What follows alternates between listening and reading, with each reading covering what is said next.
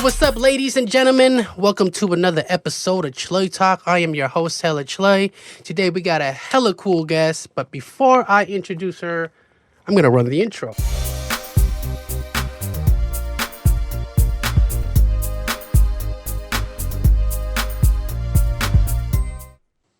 Welcome to ChluyTalk, and today's guest is a fellow Khmer comedian. I found her through Instagram.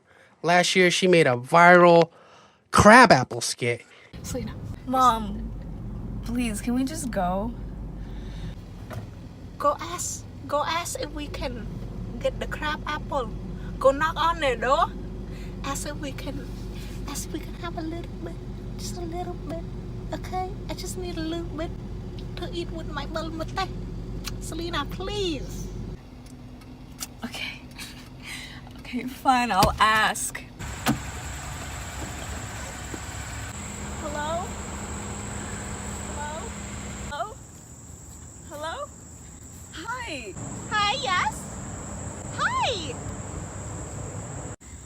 I was just wondering if we could pick your crab apples. You want crab apples from this tree? What do you guys eat it with?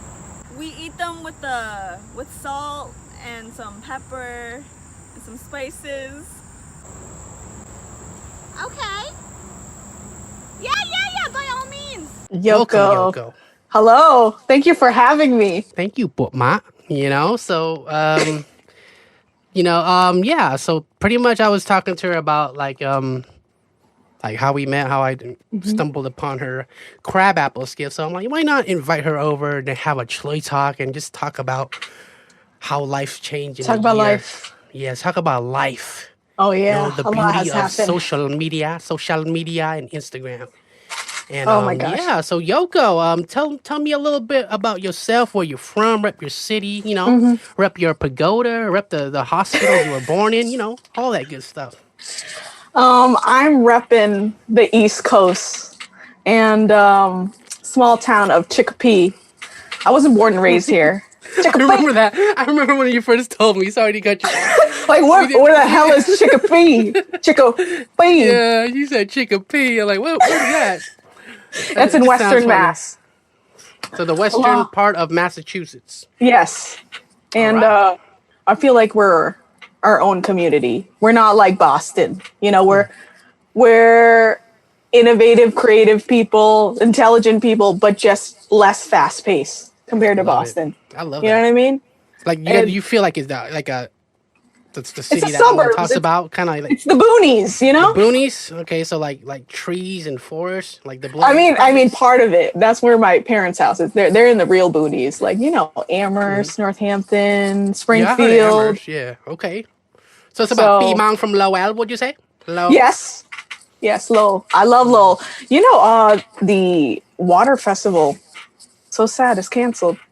Oh yeah, it's around this time, like the second or third August. Yeah, weekend of August. Yeah, I wore this exact same outfit to the water festival last year. No way. And I feel like that's what I'm trying to do. I'm just trying to wear the same outfit every time I'm filmed, so people don't think I'm clean. I love tie-dye. That's tie-dye? I rock tie-dye. I like tie-dye. Every chance I get, I will tie-dye.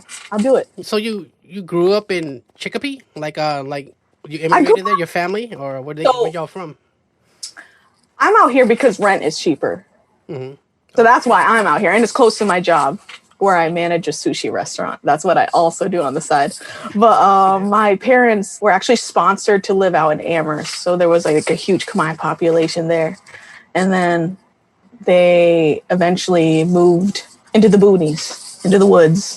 Because it's right next to Amherst, where they went to high school. And they wanted me to go to the same high school, Amherst Regional.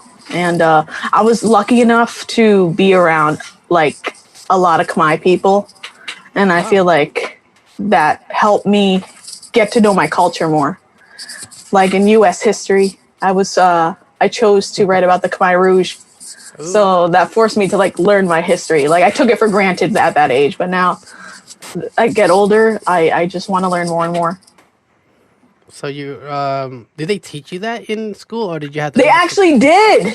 Oh wow. Yeah, and I think it was because they knew there was a large Khmer population in Amherst at the time. Everybody like spread out after that, but like in the 1980s, That's a lot pretty of people. interesting. All I learned about was like Christopher Columbus discovered America. Really? They didn't teach us about the killing fields and none, but we did learn a lot about the Holocaust and so that's pretty interesting. So to all the hear. typical stuff. Yeah. But yeah. So yeah, what was school like growing up? Did you have like hobbies? How'd you get into what type of stuff were you into as a kid? Like, did you have sports? Did you play sports? Oh, sports. So I played the hippie sport, ultimate frisbee. Do you know ultimate frisbee? That sounds like some boony stuff. That sounds fun, but like you guys have different. Because I grew up in the West, but that's cool to hear that you guys have ultimate frisbee and stuff like that. You played ultimate frisbee. Were you like the star player there, or like? They split it up into 3 sections. They had JVB, JVA, and varsity. In my first year playing, I was in JVB, the lowest ranking one, and I sucked. I was the worst. Man, like I couldn't run fast. I didn't know how to throw. But the reason why I joined was because I wanted to just experiment and do things that was uncomfortable. Right. Which is something I do a lot. I just get into uncomfortable situations. So that's good. Yeah, so I can just like practice. I don't like being scared, you know? I like it. Definitely got to get out your comfort zone. And, yeah. I think it's dope to, learn about your story and stuff like that. And, that's why we're here. We're Chluy talking right now. How old are you? Like, right now? I'm 28 years young. You're 28 years young. Yeah, you're young. You're a baby. So, I'm just a baby. Did you go to college, or you graduated high school and then went to college, or? I went to community college. I was never like an academic person.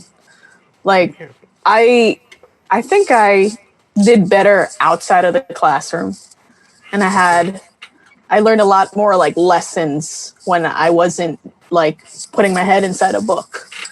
Like with the social interactions, being part of clubs, sports. I did a lot in high school. I kept myself busy, but my grades weren't that great. And like I dabbled a lot in just everything so I could entertain myself and not get bored. And like I was friends with the theater kids. I was friends with like the antisocial artists. I was friends with like athletes, but I wasn't like popular or anything. So you just got along with everybody. That's cool. I tried to. Yeah. I didn't want to just live my high school years under a rock and be that shy girl, because I had the opportunity to start over new because I went to a high school out in the Deerfield area and I didn't have a good time there. Like people, it was whack. People bullied me. And yeah, they were just an interesting bunch of people. At Frontier Regional. I'm calling them out. Frontier Regional. Yo, Frontier Regional. Dude, the football team used to make fun of me a lot. And they used me as like entertainment. And like, I would always replay that back in my mind. Like, oh my God, I wish I said this. I wish I said this. So like when I was able to leave that school and start over fresh and then be part of a school that had a bunch of Cambodians, I felt at home, I felt like it was a safe space for me to be myself and explore and do all these activities that like made me who I am, So that was Amherst too, like your other school? Amherst, yeah. And then Frontier was the whack school. Amherst was the better school, yeah. That's where I graduated from. And then I went to college, HCC, and then I didn't do well academically either, unfortunately, but like I pushed myself towards the end because I realized that I was just slacking. I had senioritis for the next 4 years after. It was contagious. It stuck to me. Almost like COVID. No, I'm kidding. Too soon. Too soon, yeah. But then... Yeah, I mean, I wasn't really into academics too. I did a year in college, a year and a half, and then got on academic probation, and then yep, me too. Gambled my financial aid. Yeah, so I was like, I felt like it wasn't for me, but kids stay in school, Yeah, stay in school. Stay in school. I still got my degree in liberal arts, so it was something. Still got your degree. That's what's I still got my degree because I I didn't want to just do all this for nothing. You know, I work this hard. I spend this much money and this much time. I didn't want to just quit. I didn't want to just like leave with nothing. Right. Like, you know, how I said I was like always wasn't so good academically, but I did better in social settings. I became the president of Asian American Club at HCC. Oh, and I was like, oh yeah. And I like, you know, we mostly messed around in the club, but that's still cool though. We made a lot of money from bubble tea sales. I make a banging Thai tea. I You really do? do. Yeah. I gotta sample one. Yeah, make me one of these days. $1 a cup. So it was a slow progress, but we made our money. Dope. So was that called Asian Student Society or something? Asian American Students Association, ASA. Cool. How was That that? Like? sounds- What was your experience doing that? How many years you do that? And Just like a couple years. My friend Yenny was the original president, and she. Oh shit! I don't know if it was Yenny, but Yenny or Lily. Yenny or Lily was vice president VP, and then they had to graduate, and they're like, okay, so who's gonna be the next VP? And I didn't want to do it, but they're like, okay, everyone's voting for Yana. I'm like, God damn. and That happens a lot to me. Oh yeah, Yana's your name. Oh, that's my real name. So that's my real name. Is that but also I your Khmer like name? it's my Khmer name, yeah. Yana. Yana, and when my mom gets mad, she's like, Mikiana. You know how it is. Yeah. So That where little did the K at name the end. Yoko? Where did the name Yoko come from? Oh, that's a good story. So my friend Soria, very my name, she she was in love with John Lennon from the Beatles. Okay, and you know John Lennon married Yoko Ono, right? And my last name being Oak and my first name being like starting with a Y, I was like, she just put two and two together.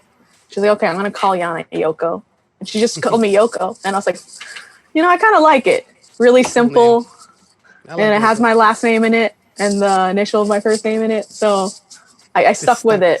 Stuck since And then- college, right? Yeah, and then since I college. just like have that be my identity for social media because I like to keep my private life like private.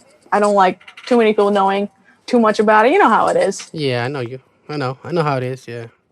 So Yoko's my internet name, and Yana's my birth name. When did you really start to get into like doing like comedy skits and videography? I definitely want to talk about that because Oh, that yes. also caught my attention too. Oh yes. So comedy. I've always been a weird person growing up, and I've always been silly. My parents have always been silly people too, and I don't know. It rubbed off on me, and I love making people laugh. Like with public speaking classes, that's something I actually got an A in. I like to like sneak a little joke into my speech.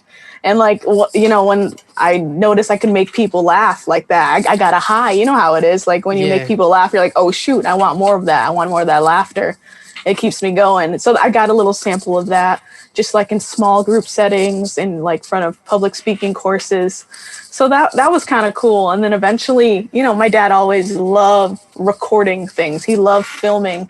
And then, he bought a camcorder one day, and then I just started messing around with it. The And, old one like- that you carry on your shoulder. The mini one with the tape. So this Okay. is smaller. The high And- tapes, I think. Yeah. It was this big, Yeah. I think- rectangle.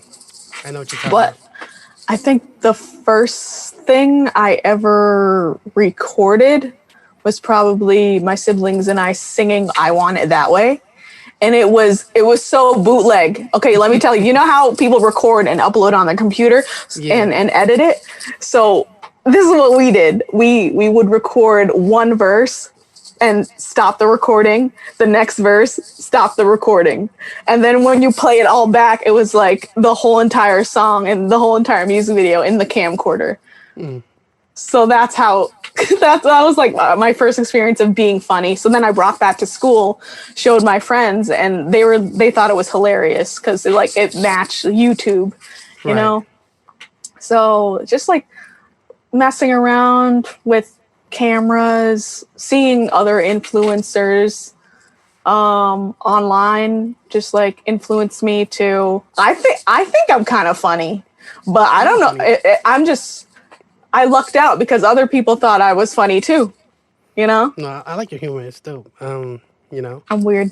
and that crabapple skit. That's when I kind of like stumbled upon it. It went viral because I'm not sure how I found it or just people were posting it in their stories. So I like clicked and and it was funny. So I had to add you and then and you kept it pretty consistent. You have a lot of funny content on your IG and as well as your music videos too, like that you've been shooting. So I'm like, oh yeah, because you're not too far. New York, Mass. It's not that bad of a commute. And I knew that we were gonna cross paths one day. So definitely, we could talk about that. How we met and. It's crazy because like I went from watching you and laughing at your videos. And I'm like, damn, that's funny. Like, you made your mark on the culture when it came to that video, Hang Tua Gang. Yeah, that was like... Everybody talks about that video. Everybody quotes that video. And were you in high school when that happened? Or because I think people are making me feel old now. Like, I was in 8th grade. Now I'm in college. I'm like, it's been that long. So it's kind of crazy to like... I feel like... I remember I was young. By. Yeah. It was like before college, definitely, when that came out. And my friends and I would quote that video and we were like, is there a number 2 coming out? Oh yeah, so that 2 and 3, so yeah. Oh yeah. Did you relate? Did your parents were the same way growing up? Or are they different?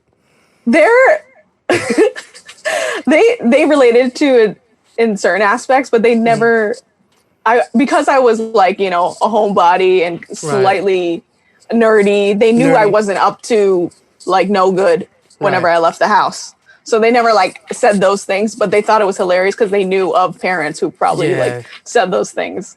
Yeah, and then just to see a Khmer American comedian on YouTube was like mind blowing to people because like you were like one of the first. So there was like people before me too. I think Spring Roll was the absolute first. Yeah, Spring Roll came years after her.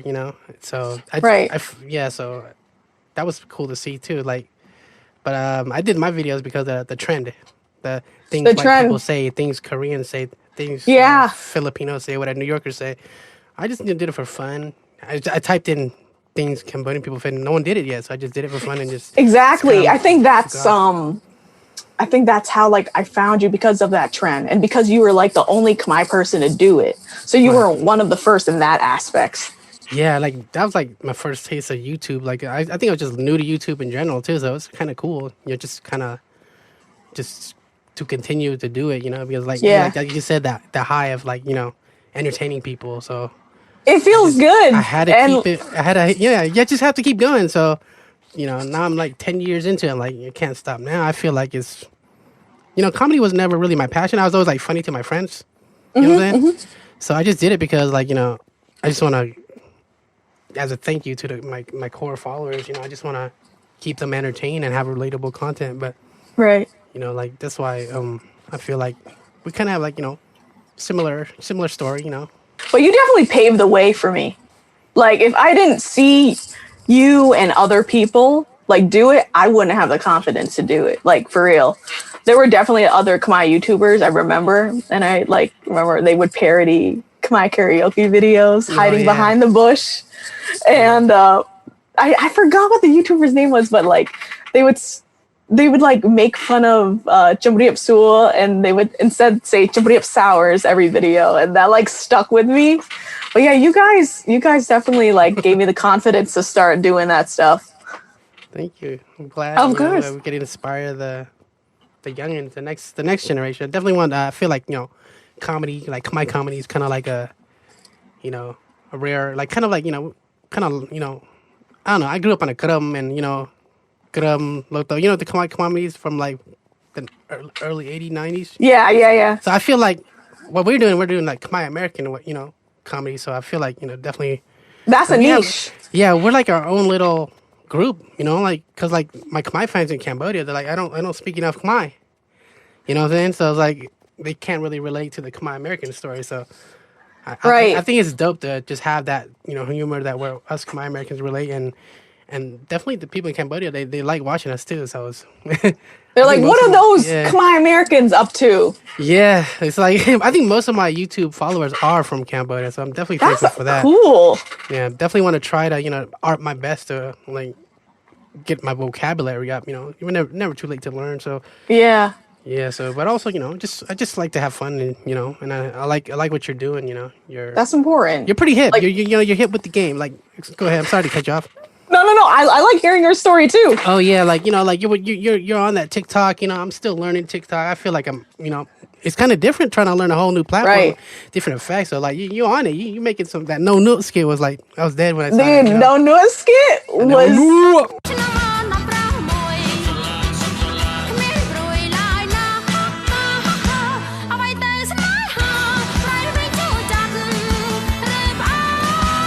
when I laugh at my own skits, I like know it's funny, but then part of me is like, oh shoot, maybe I'm the only person who thinks it's funny. But like as long as I know no one else is doing it and it's relatable, I know that there's a potential that it could go viral. So like I think that's what happened with the crab apple video. Like, I always knew Cambodians. They like finding that crab apple tree Yep. and getting those free apples any way they can. And like my mom growing up, I remember she'd be like, Yana, ask if you can get the crab apple. Knock on their door, just like I said in the video. And I'm like, God, So that true. needs to be a skit because that shit. I'm sorry, I swore. No, Oh wait, go it's ahead. uncensored. It's Uncensored. Talk your shit. Yeah. So like I knew that was funny and I knew it was relatable, but I didn't know how relatable until I started posting. Like it really went viral on Twitter because my sister was really Twitter, consistent too. on Twitter. Yeah. Yeah. It got so many shares and then the it's- views went up. Yeah, about Twitter, it's really to go viral on Twitter too. With me because I'm not on there like that. I don't even know how to utilize it. So I feel like if you could be popping on Twitter, you're good. Right. Like so definitely. I feel like you can get I think you got to give me a more Twitter viral on Twitter. masterclass and a TikTok masterclass. Teach Right? me. Oh, I'm an old head now. I Hosted learn by from the new. Yoko. Yeah. That'd be so cool. Come on down. But like I realized that you said you had a lot of fans in Cambodia. I realized I was getting like YouTube. Khmer French fans. I was like, yo, that's right. They're Cambodians in France. My friends, And- yeah, definitely. And I A was lot like, of them. oh, shoot. This video was like circulating very well. And they relate too. We love picking fruits off the side of the road. Like, Right. That's like my childhood in a nutshell. Like You and your plums. yeah, plums, plums and crab apples. It's like crab apples was so available to us, like it was normal to us. But plums is like our holy grail. We worship plums because we love we love the sourness of it, the choo choo. Oh There's yes, like Chu. 4 or 5 Chu, different I'm- species of plums, and they're. But crab apples, can't like, get we eat enough. any day. Like, we have crab apples in our yard because in the Northwest, that's how we grew up on a lot of fruit trees and stuff. So There's different that's cool that species you of guys crab have the apples. same stuff too in the East, crab apples Yeah, and other berries too. So cherries It's and all that. it's everywhere. Different I mean, species. if you have grass and good weather, you should have all the good Yeah. plants. We got that good soil. We got that East Coast soil. Anything grows here. Indeed. And yeah, crab apple video went viral, and it was crazy because that skit was sitting inside of me and it was itching to come out. So like me and Selena, we were driving by the mall parking lot and we knew there were crab apples there. And I was like, Selena, we got to do this. Cause you how you told me how it's such a tight knit community on Instagram where like Americans are like a specific style of comedy. Yeah. Like I saw an opportunity rising for me because I noticed I had like eyes on me from like random Khmer comedians. And I was like, okay, we're following each other. I see their content. They see my content. Maybe I could put something out there for like everybody to see. So I was like, okay, Selena, we got to do this. We got to do the skit now. And she's like, no, I don't want to because, it was in the public. Right. And I was like, no, we got to do this. This is hilarious. And as we're doing it, she's like obviously cringing. You're like, what the hell is like Yana thinking right now? So we're doing this skit. People are driving by. Selena got to act in it. And we just did it right on our phones, like vertically, landscape style. Yeah. So and then we just edited in the car, and we're like, okay, let's post it. Let's post it in 3 segments on Instagram. And Selena's like, okay, I'll post it on Twitter. And she didn't think much of it. She just knew it was like funny to us. But then like overnight, everyone's like, oh my God, this is me. This is my mom. This is my aunt. I love it. Oh my God. They go crazy seeing relatable content, you know? Yeah. We go hard for each other. It was so funny. I know I went back in my history, right, for Instagram. And I noticed like I think what really wanted me to make more Khmer relatable content was when I got my first feature on Khmer memes. I was oh shoot. Shout out to Khmer memes. They post like a lot of memes and content of just anybody in the Khmer world, you know. Yeah. I wanted to get on Khmer memes so bad. I literally, like, if you go into their DMs, it's me begging them. Like, please, can you put my video up, please? Let me tell you. I think my first relatable Khmer video was when I was trying to translate the word strawberry in Khmer. And I didn't know the translation. So basically it was like a tutorial video on how to say strawberry in Khmer. And I was like, how to say strawberry in Khmer? It's strawberry. So it's just me. I haven't seen that one. You gotta send that to me so I could It's short and it's such bad quality, but I sent it to them, right? I was like, hey, I got something here, Khmer memes. Can you feature me, please? And silence. I think silence for 1 or 2 years. And then I asked them again and they posted it. And I was like, oh, shoot, I'm on Khmer memes. And then, like, you know, that was like a second high. So like the high of like making people laugh, that was the thing.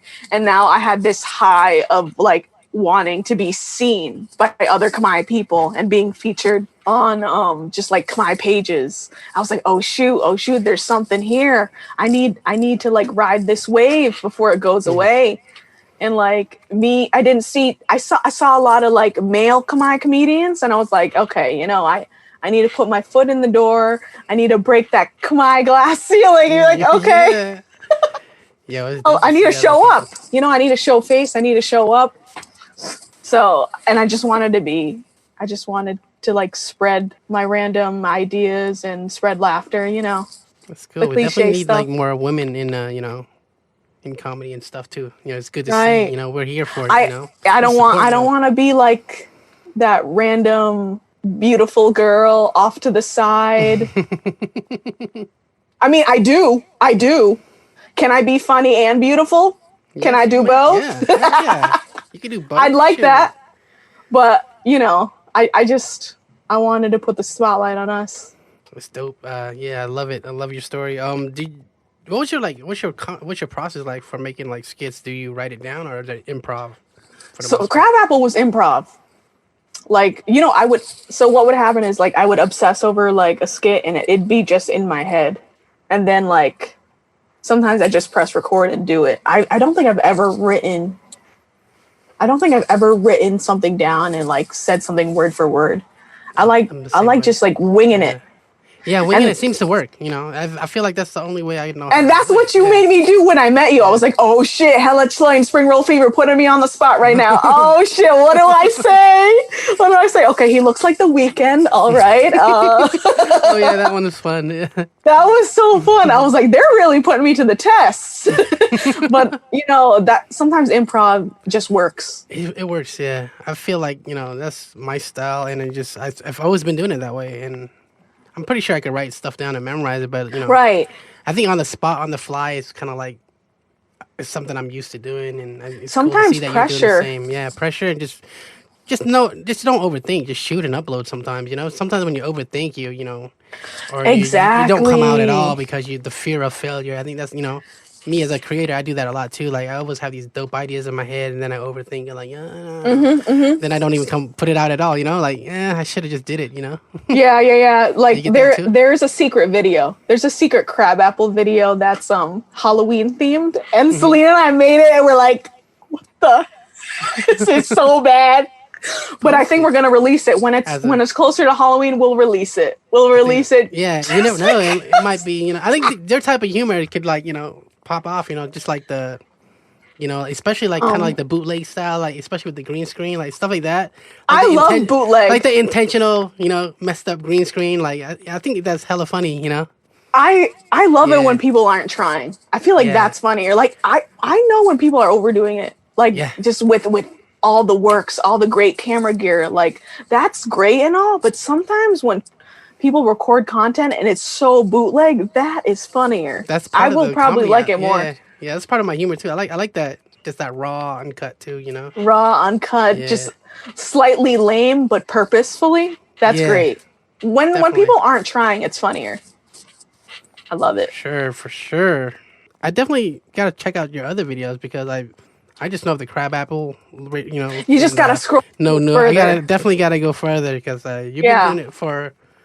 You said you've been doing it for like 2 years before you know my means posted it, so Yeah. you've been doing your thing. So I definitely gotta check you out. You know, on the earlier It's stuff. it's literally small snippets of like really lame stuff. Like you don't remember TikTok before TikTok? Remember Musically? Vine. Oh, music. Vine. Oh my God, I didn't hop on Vine soon enough. It like deleted right away when I hopped on Vine. My God, IG stories took over. right.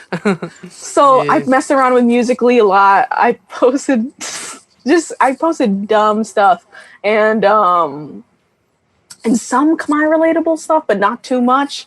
But then when I saw there was a niche there and there was a community there, I was like, okay, maybe I can make something of this. And you know, I'm not famous or anything, but at least I'm almost a household name with that's the crab apple girl. And Yeah. that's what people know me by. And I'm like, okay, I like that. That's cool. Take it and run with it. Yeah, you should just make some crab apple merch. The crab apple. Oh, yeah, logo with definitely. your food. My pins are coming out hopefully by the holiday season. Don't let me know. So We'll have you for a part 2 and we'll promote it. You know, I definitely want to help out our people. You know. yeah, and one of Show each them's a other crab love. apple. One of the pins are that. Oh, In the Chinese bowl. You know that classic Chinese bowl Yeah. everybody uses? definitely. That's Buy gotta be some, changed in that support. bowl. Yes, Reserve me some definitely. before they sell out. You know. Oh, hell yeah. I'm definitely giving you some. It'll I'm be gonna fun. Support. I buy. You know, I support. You know, because you know, we gotta Yeah. support each other. You know, I think it's important. for It's us very to important. Show each That's other why love. I like the Khmer community, especially on social media. We're like, because we're so used to not seeing us in like media, it's always like, you know, other Asians in media. Because we don't see Khmer people specifically on media unless Angelina Jolie mentions us. Yeah. Thank you, Angelina, for adopting Maddox, putting us in the limelight. Thank you.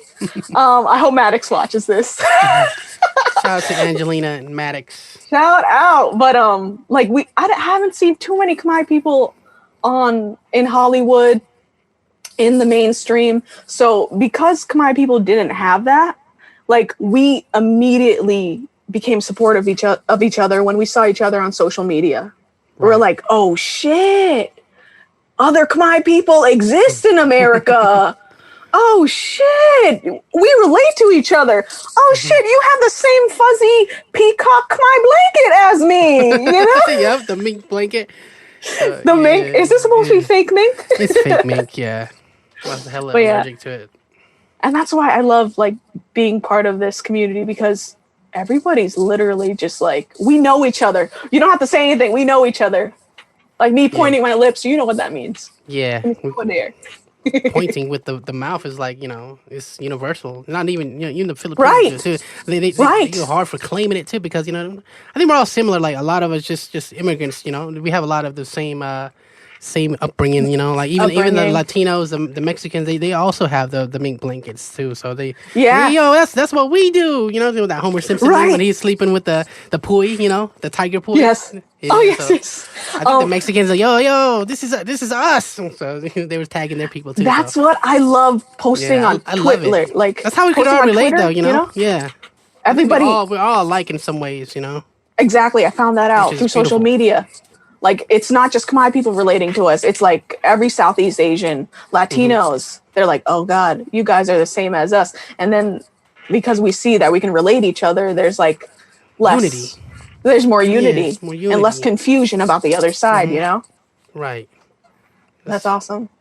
I think it's hella cool to share memes. Memes are important. Tell me the importance of memes and why is it important for us to laugh, especially during these times. Well, see, I I really love how laughter brings us together. Like sometimes you just need that moment of getting lost in something, just so you can be, just so you can calm down. You know, that's what memes do. They pop up on your timeline. You can laugh for a moment, forget what's going on in your life, and that's what I like doing. I like popping in and putting in my like lame skits in hopes that people will laugh at it, just so you can escape for just a moment and like forget what's going on. As lame as it is, like memes are important.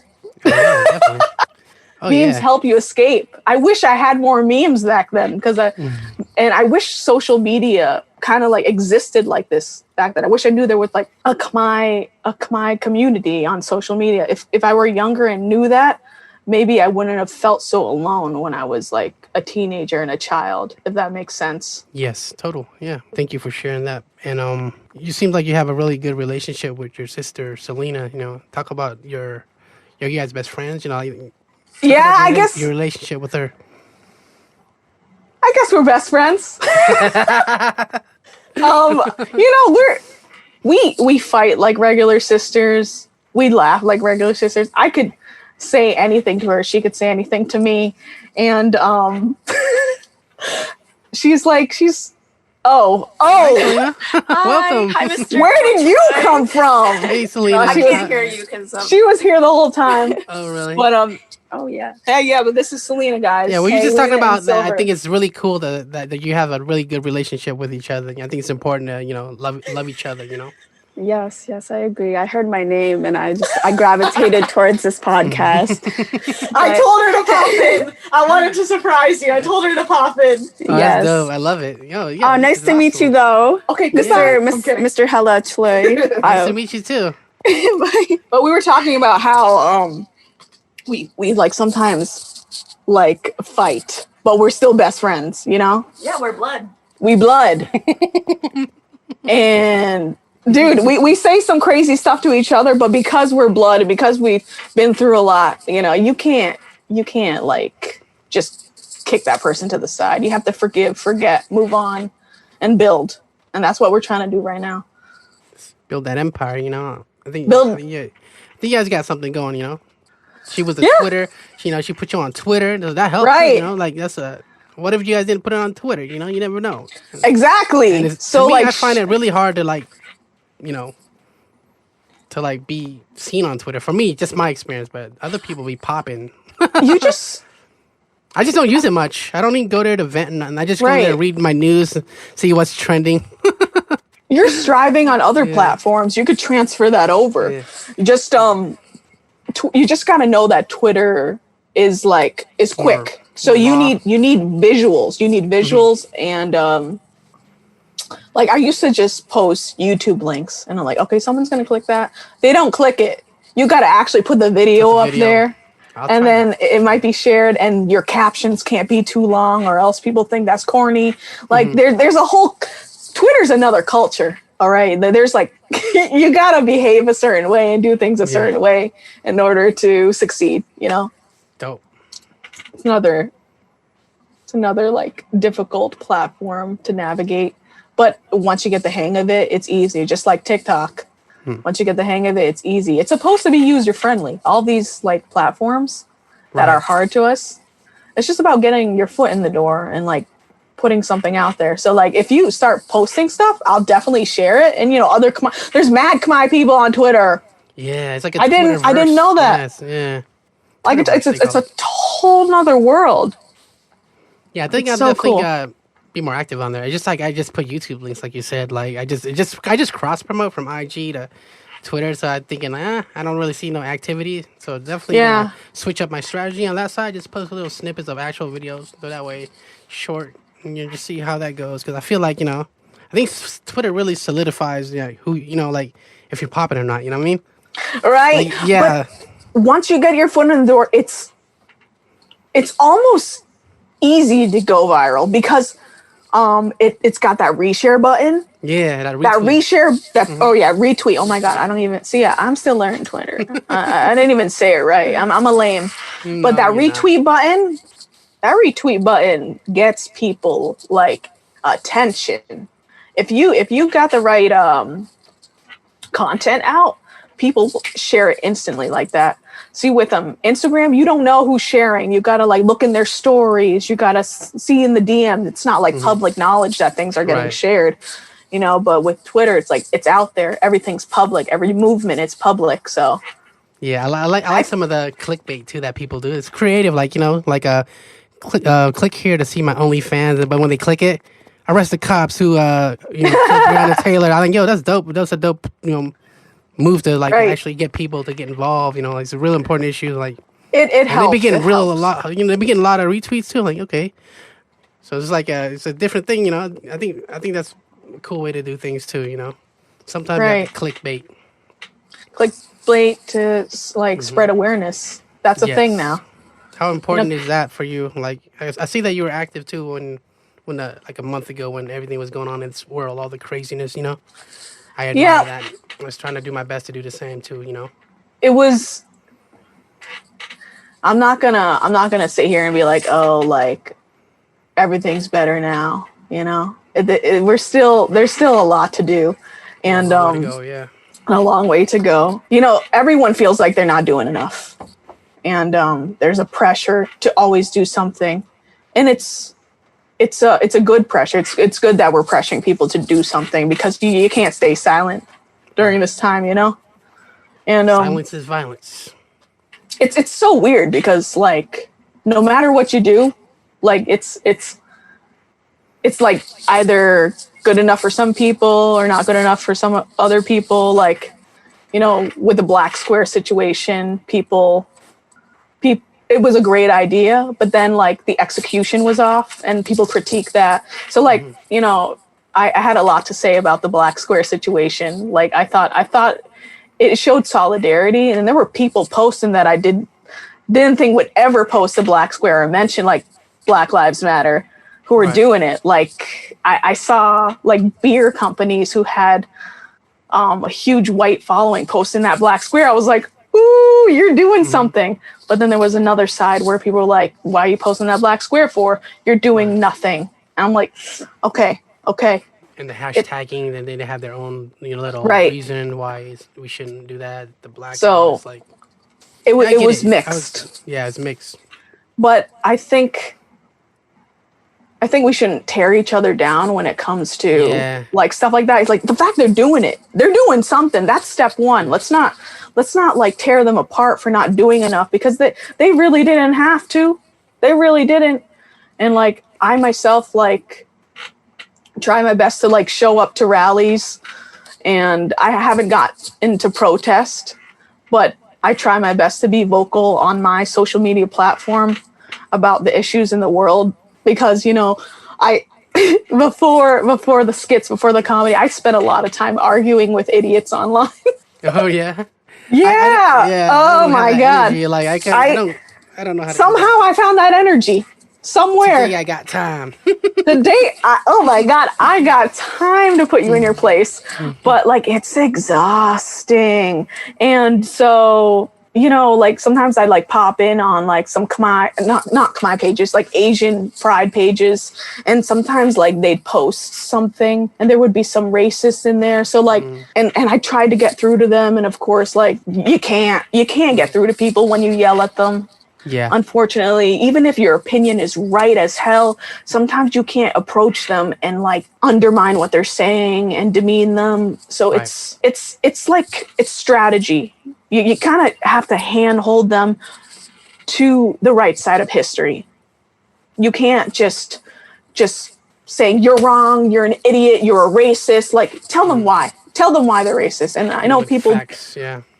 And I know people don't want to educate, because they're supposed to educate themselves. And you're right, they're supposed to educate themselves, but a lot of time they're not going to do that. And sometimes they need us as like influencers to be like, hey, this is what you need to do. This is how not to be an asshole. This is how you can do better, instead of just coming at their throats. You know, of course, I'm going to call people out if they're like out of line. I'm talking about out of line. Like literally nothing you do and say is going to help them, I will call them out. But if there is like a little bit of hope for them, I will handhold them to the right answers, if that makes sense. I respect that. Like, yeah, definitely.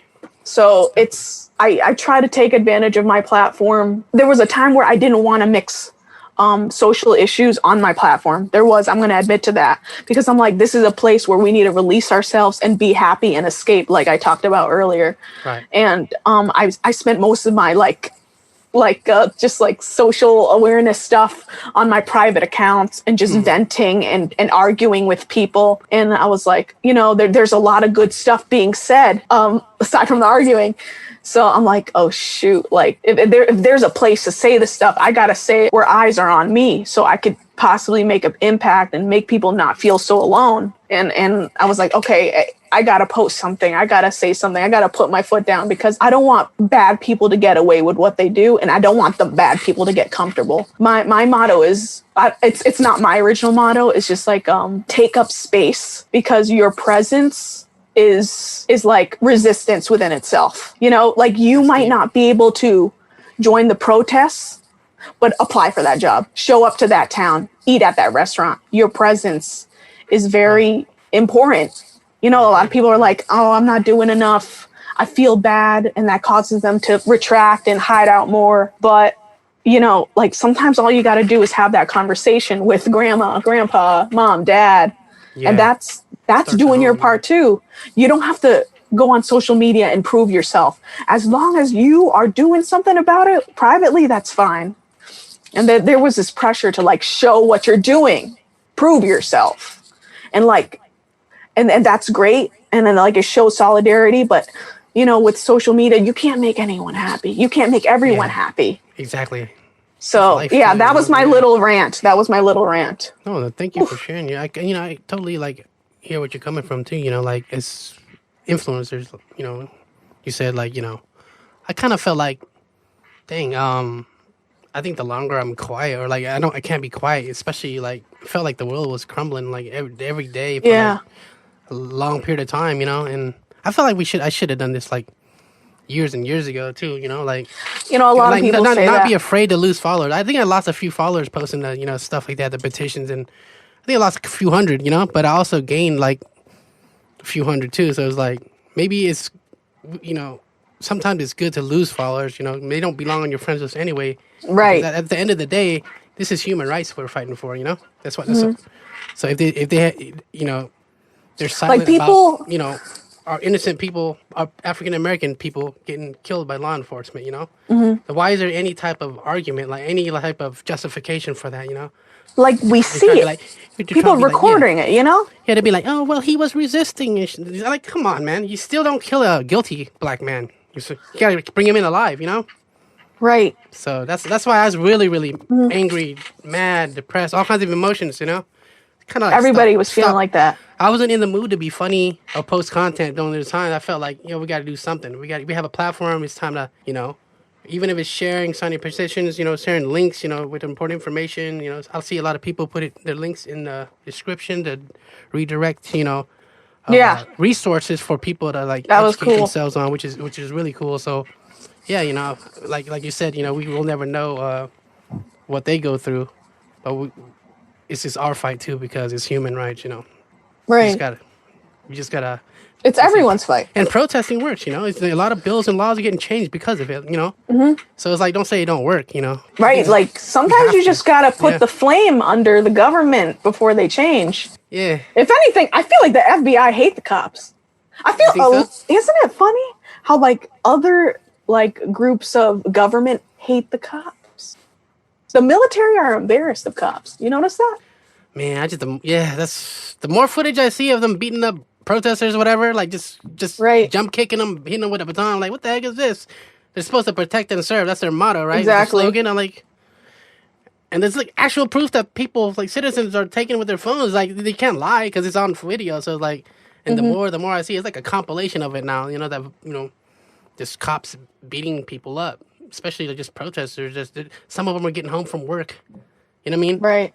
And I saw some in New York where I'm from. It was like people just like they're just straight up beating them with a baton.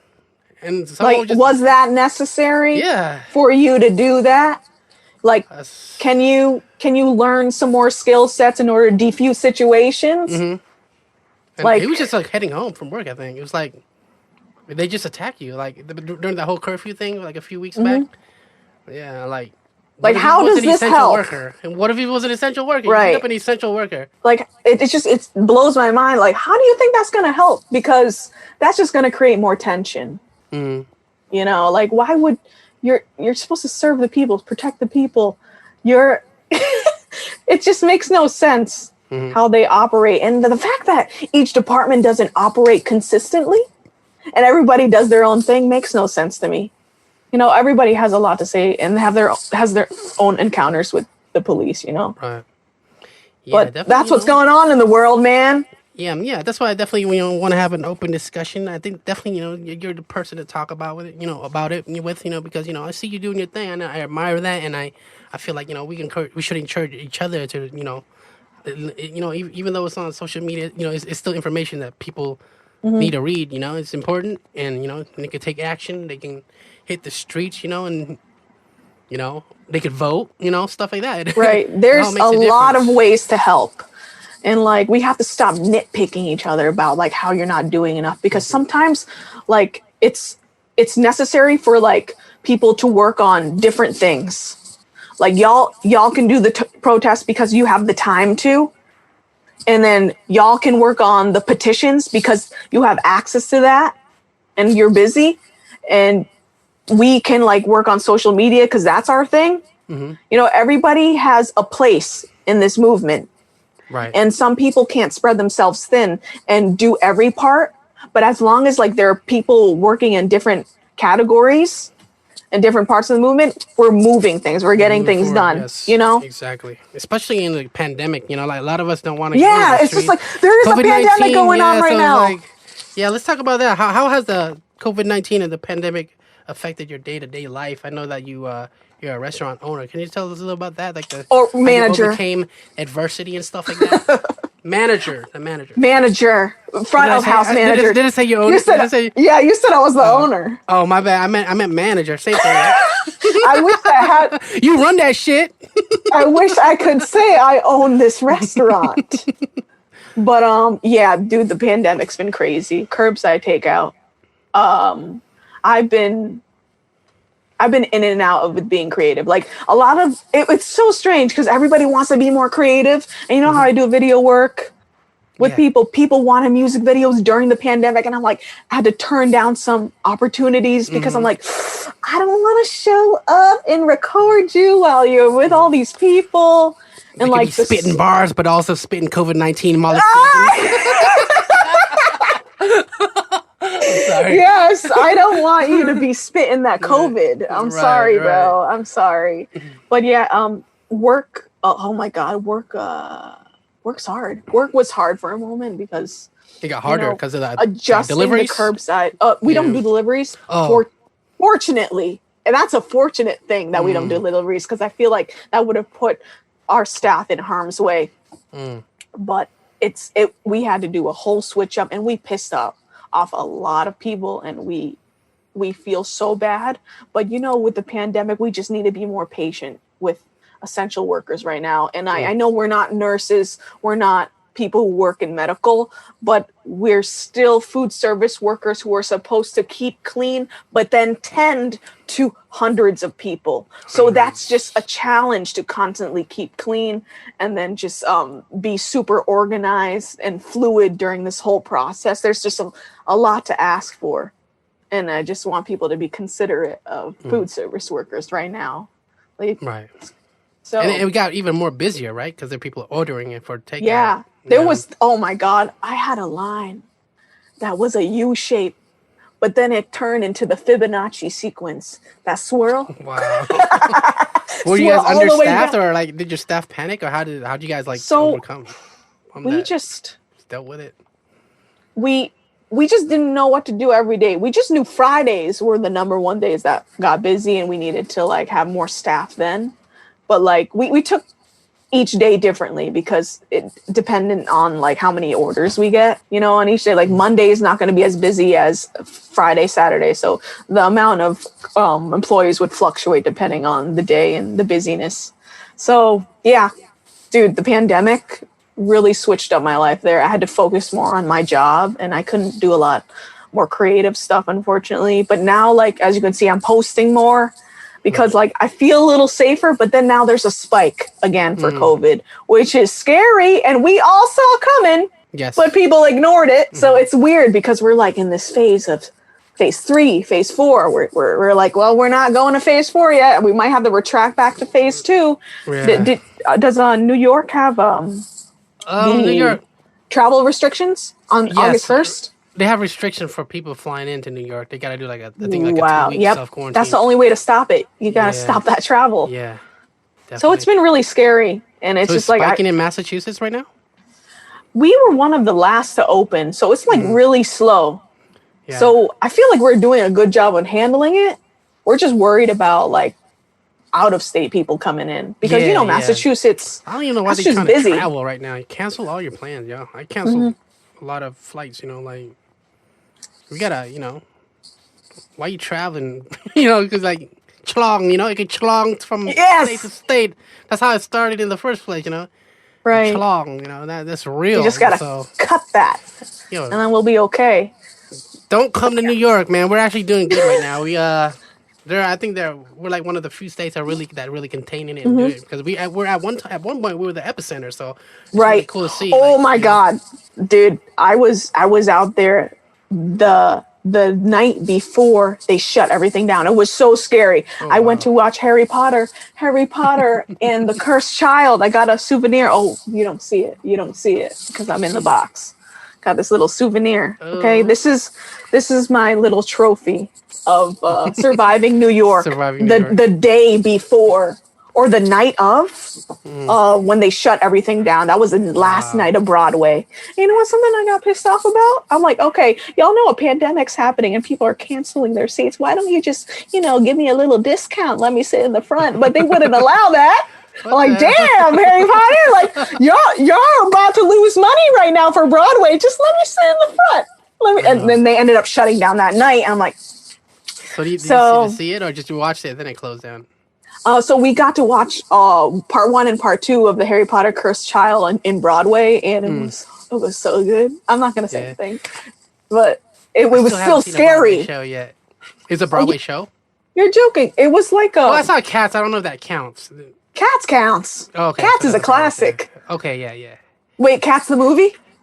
It's like a Broadway show. They were acting on stage. Okay. Yeah, so they're doing the thing, yeah. So right. That's okay. But yeah, last night there it was so scary because I didn't know what to do. We were like, we got to get the heck out of here. We got to go back to Massachusetts because like New York's shutting down right now. So. Dang, I think I remember you coming to New York, but I didn't know it was around that time of shutting down, the lockdown. Yeah. Jeez. So did you guys like hop on in the car or just bus, Peter Pan bus. And I was like, oh God, we got to stay clean. And right before I got into this house, I had to sanitize everything. I'm laughing because like I literally stripped down behind that door and sanitized everything and like threw it in the house after I sanitized it. It felt like, you know, one of those pandemic movies where like they just had to get rid of anything that was contaminated. Yeah. I'm like anything that touched the floor, burn it with fire. But, it's crazy because I downplayed this pandemic in the early stage. I didn't think it was gonna last this long. Now we're like it's almost August, you know, and like they shut down in March, so that's like almost half the year, you know. I'm like, dang, I've never experienced anything like this in my 37 years of living. So this is a real deal. It's real. COVID is real. So it's like, you know, I actually had someone that I was close to died from it. You know, I'm really sorry about that. So it's like, you know, it's real. You know, so I was like, yeah, it's crazy. So we just gotta, you know, take care of ourselves and the people around us. You know? And be responsible. And like, we got to understand we can't be too nice. Wear your mask. And you can't be too nice right now. Like, don't take offense when people, like, back up and, like, walk away from you. When they don't shake your hand. You know, don't be offended. Because we just got to be safe. We got to be kind of, like, distant from each other. And a little bit rude, you know. That's the new like, norm. I don't know. Like, sorry to cut you off again. No, it's okay. I totally agree. Like, you gotta be firm. Like, I'm sorry, I'm not hanging out with you, you know? yeah, exactly. That's what I'm about to say. Like, I see people kicking it tough. Like, I'm getting invitations to do cookouts. I'm like, I'm still social distancing until Right. like, I don't know, maybe the rest of the year. I still like, even though like that's just we're in phase 4 and people are out and about. I still, I care about my family. I live in a family full of women. And an elder in here too. A grandma. So it's like I don't want to like chlong it. Pass on. Exactly. Like when I had to turn down the music videos, I felt bad. I'm like, I mean, if anything, if everyone's wearing a mask and I'm in and out, maybe, but well, I can't help you set up. I was like straight up, like, I'm sorry, I can't help you set up the music video, but maybe I could show up and social distance film, but that's not going to look good, Show up in a Tyvek suit. I'll be hellachluy, Yeah, I just saw that. Oh, it's hellachluy in the building. Look at that. Oh, yeah, let's talk about our first time we met. How was that? Like, how did we meet? Let them know. It was the worst experience of my life. I regret it to this day. No, no, but yeah, like you scarred me for life. I have to get therapy for this. I'm kidding, but I was nervous. Funny. I was about to meet hellachluy, the hellachluy that I saw on YouTube, dressed up as Justin Bieber. I was about to meet that man at a restaurant. With spring roll fever too. I was like, oh God, I was like, this is a lot of pressure. I'm meeting 2 like legends right now. So like I was nervous, but excited. I was like, just be yourself. Cause that's why you invited me in the first place. It's because like you thought like my comedy was funny. So like that was just me being myself. I just needed to be myself around you. And that's exactly what I did. And like I tried not to act too crazy. It was a little bit reserved, Yana. But then once we started eating, and then after dinner we let loose a little bit, and we saw a little bit of our like silly crazy side that we hide from like the world. So that was kind of cool. And I love Spring Roll Fever. She's awesome too. Hella, yeah. I definitely wanted invited you because I feel like you guys would get along too. I definitely. So right. And like cool to meet people that doing the stuff that the same thing, especially exactly. It's like, oh shit, you're Khmer, you got a camera, do this. And we support everyone, so it's like it's dope. And you're in that side of the woods, so just like side of the woods, yes. Like that side of the the Massachusetts, So Lowell. So what was it like eating Khmer food? And simply Khmer. Oh my god! Oh my god! I've never felt more like royalty in my life. I thought they were gonna bring out a couple dishes, and then it kept going, and then more and more. But you knew what was coming. Yeah, because they always treated me like that. But it's like they went in. It was great seeing. Yeah. It was great seeing food more than just the stereotypical pad thai. Spring roll, what I like about Simply Khmer is that they're not afraid to serve traditional Khmer food. Like I was talking about this in the mukbang video where like I just, you go into a Southeast Asian restaurant and they all serve the same thing because they're trying to satisfy like, saw people's taste buds. Yeah. And like, Simply Khmer was like, fuck that. I'm going to put some brahok on the table. And I'm like, hell yeah. Let me get that brahok. Let me get, what was that? Salamat Ukraine. Salamat Ukraine. I'm like, yo, put the guts in there, the intestines, put the spleen in there, put the lungs in that. Yeah, it's like real good, home cooking. So I appreciate that about Simply Khmer. And like, they're fortunate enough to open in Lowell, which has a like large Khmer population too. So like, they're able to be themselves as Cambodians and serve their kind of food. And every so often they'll have the like just items on their menu that a lot of people do enjoy, like the wings. Like everyone from every culture can enjoy that. Wings is fire. So good. The Angkor wings. Yeah, the Angkor. I like that. I love that. And like so they got those little things that to like get you in the door, right? And then they'll sneak you with a traditional this, traditional that. So I like that about them. I like their the grandma too. They come conversate with her. They make us feel like love. You know what I mean? It's like a family establishment, and they all like, just make you feel at home. I always Right. It's like love, If there's not Genuine an love. Asian grandma, if there's not a grandma in the kitchen, that food's not good. What did she That's give us? universal. She gave brought us us num something her sam? special. Yeah, it's like her special num sam. So I was like, we had to like, I had to make sure, give her feedback. We had to eat it in front of her. Like, it's good, yay! It's good. No, but it was actually good. really good. It was really good. Yeah. Oh my Really God. good. The Simply Khmer family. Okay. I'm gonna tell you a little secret. I teared up a little seeing how much of a family they were. Like, I told you when I was younger, I was in foster care, so it was kind of rough. So to see them, like I saw. Damn! Am I crying on your podcast? It's okay to cry. I'm human, I cry all the time. Wow. I cry every night to sleep. My boyfriend Eddie Saturn, he got a tattoo of Hatnaman right here. That was a secret. Maybe we'll post it one day. But like recently, just recently, a couple days ago. That's dope. That's dope. But yeah, culture, and Hanuman's a dope. Right. Hanuman's a warrior, and he was gonna have like another side where like it represented probably like Apsara on this side, and just like he was gonna have like warrior and like lover on this side, just like everything like relevant to that. Dope. But he wanted to start off with traditional Khmer art on each arm. I'm like, are you simping for Khmer people right now? Are you trying to get validation from us? Like, what are you doing? Are you trying to leave me to get a beautiful Khmer woman, Anthony? Huh? What's going on? Trying to get a Cambodian queen? So I'm like a little suspicious. I think that's hella cool. He's like, he likes the culture, Yeah. He loves it. All in. When he likes something, he'll just like embrace it. So that's really cool about him. Good stuff. How long you guys been together? We've been together for a while. I met him at my old college, and I know this isn't a question that you're asking, of course, but I met him because I tried to sell bubble tea to him. Oh, really? No, that's a dope for story. Asian American Student Association. I saw him in the hacky sack corner, and I was like, oh, cool. We got some hacky sackers. I approached the hacky sackers, and I was like, hey, guys, I'm selling Thai boba tea 50% off, which is just 50 cents, by the way. And then he was the only person to come in to buy bubble tea. And then when he bought the bubble tea, he tipped me 50 cents. So he gave me a whole $1. Never forget that, man. Tipping me 50 cents like that. It makes a mark on a girl.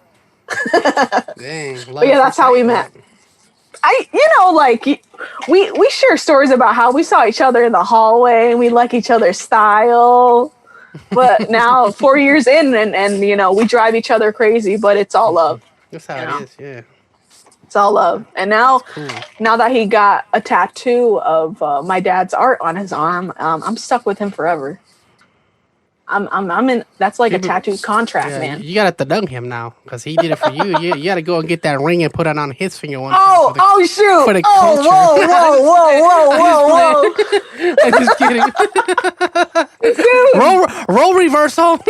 So much pressure. That's kind of cool. I love that like females are proposing to men now. I'm like, I've seen some. Yeah, I've seen some. I'm like, that's cool. Shoot, real cool. And I'm like, no, we're not going to talk about this. We're not talking about marriage and proposals right now. Yeah, we're talking about Yoko, the comedian, the humanitarian. You know what I'm saying? Let's what else can we talk about? Yeah. So what do you plan to take your brand? You gonna drop some more fire comedy, or do you want to take it to the next level? You trying to shoot a movie one time? Let's shoot a movie. It's. I wear many hats. I'm like, I want to be a comedian. Like at one point I felt like I had to choose. Like, do I want to be a sushi restaurant manager? Do I want to be funny online? Do I want to be a videographer? Do I want to just shoot photos? I didn't know what to pick. And I was like, Fuck it. I'm going to do it all. Exactly. I'm going to put all my eggs in multiple baskets. That's the way to do it. That's the only way to do it. Right? And then, and see what pops off. And then you head towards that direction a little more. And like, I'm seeing a little bit of things that like pop off here. So I'll migrate to that. That's why I have like multiple Instagram accounts, like Yoko Films, at Yoko Films, at OK Yoko. I did have a calligraphy page at one point. But I was like, okay, that didn't work out. I'm really bored.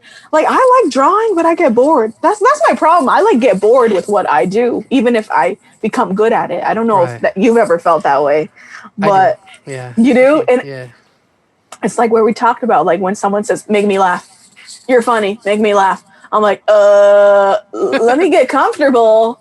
I'm the same way. It's like they put you on the spot. Like, dang, I'm not. You know what I mean? Like when we get told to do something, we don't want to do it. Right, right. We just do it when we want to do it. Let me surprise you. Can I just surprise you with a joke? Right. Give me a shot of liquor. Give me a shot of Henny or something, you know? I know. Loosen me up a bit. Maybe I'll crack a joke or two. Jeez. Put me on the spot here. But where do I want to take this? It depends what is most successful. I'm going to dabble in everything until I see whatever works, you know? Mm-hmm. Because like I said, I get bored, so I like to go from comedy one day to just doing a serious music video another day. So I you know, it's fun. It keeps me busy, and I like seeing different followers on my accounts. You know, people who would never like associate with each other, just like gathering on my page and like laughing or enjoying the same content. That's cool. So we'll see where this takes me. Do I want to like work for myself, or do I want to work for someone else and help them do well? I don't know. I'm down for doing that. I'm down for working for someone and helping them like grow too. I'm not. I did like as much as I am on social media. I actually don't really like attention. It's weird. I feel the same way. Like I totally understand what you're saying. Like I kind of like anti-spotlight, but I'm in the field of, you know, getting attention. But it's like, you know, like I feel like I do this because I genuinely love to do like comedy and entertain people. But I also like, I really don't like the limelight sometimes. It's just I feel like, you know, I just want to do what I love and just make people laugh. But it's like you're automatically and it's worked out for you. You know? Yeah. But it's like, you know, I feel like I got my hands in like different types of Dude, things, you're a comedian, but you dance. Like I didn't see that coming. I don't really dance. That's not even my specialty. I saw your Michael Jackson moves. You were practicing them during dinner. On YouTube. I just learned how. Yeah, I did. And that was weird, right? It took me a long time. I was like really learning on YouTube, like my MJ dance steps, because I was trying to like incorporate it in like I got a secret. Pop songs and music videos in the future. So yeah, go ahead. I got a secret. I used to be obsessed with sea walking. Really? Clown walk. No, hell no. I already almost cried. No. I'm not going to do it. I can post it right here in the... Oh, no, I actually don't have any footage. But like, there were a lot of Asians. So many Asians were into clown walking. What is clown walking? Are you talking about crip walking? Because I know... It is derived from crip walking. So it's a little problematic. We're not going to talk about how kind of problematic that was, but it became a dance form called clown walking. Okay. And I saw this Vietnamese guy pop off on YouTube. Everybody was following him. And there was a German guy who like ripped all his moves. So then like one, like he was so fast at clown walking. And like, I don't know, I just saw so many Asians doing it and wearing super fly shoes with baggy pants. I was like, oh my God, I want a clown walk. But then I realized I look stupid and I don't want to be problematic because it like derives from crip walking. So I was like, I'm going to let this go. I'm going to let this one slide. So, I remember that era. I kind of remember that era. Do you? Like, kind of? Yeah. I think my homies were doing that, but it kind of wasn't my thing. They just posted feet pics moving. Do you remember that? I like watching that, though. I like watching that, but I didn't want to attempt doing it because, you know, I probably look silly, you know. Right, I would fall on my ass. Yeah. Stuff like that. But it looked cool. Like, they had so much flow. And it wasn't just crib walking. It was just like sometimes they'd add A lot of moonwalking into their shuffling, you shuffling, know, like a lot of footwork. exactly. Yeah, so Different footwork. So it wasn't like all gang related people, okay? It was like literal dancing. It became They weren't actually dance. spelling crip with their feet, okay? They're spelling CLOWN. Yes. I am a clown. I'm gonna spell it out with my feet, you know? So I was obsessed with that at one point in my life. And I, you know, if I went through with it, I'd probably be an amazing clown walker right now. I think so too. Yeah. But Some people I like what stopped they myself. Like. Yeah. For sure. Like I like what I like, you know. I like doing, you know, stuff that maybe the average person don't like, you know. Yeah. I think I that's do a little what bit makes of you. things. That's what makes you, you know. Mm-hmm. So Yoko, what advice would you give to like an aspiring comedian or someone that wants to, you know, do what you're doing? So my advice is put out the work. Stop obsessing over it and just waiting on it. Because someone's going to do it before you. And you're going to be like, oh my God, why didn't I put this out? Like, stop like being your worst critic, you know? And putting all that pressure on yourself. Sometimes you just got to do it. You got to just like pull up your bootstraps and just like go ahead and put out content because someone else is going to do it before you and you're going to regret not doing it in 10 years, you know? And like get uncomfortable. It's okay to get uncomfortable because you got to get uncomfortable to get comfortable. That's the only way. And practice makes perfect. And you'll do good as long as you just believe in yourself. That's so cheesy, but it's true, you know? That's Very what I true. gotta say. Hey, this is Yoko, and you're tuning into ChluyTalk. Thank you, and see you on the next one.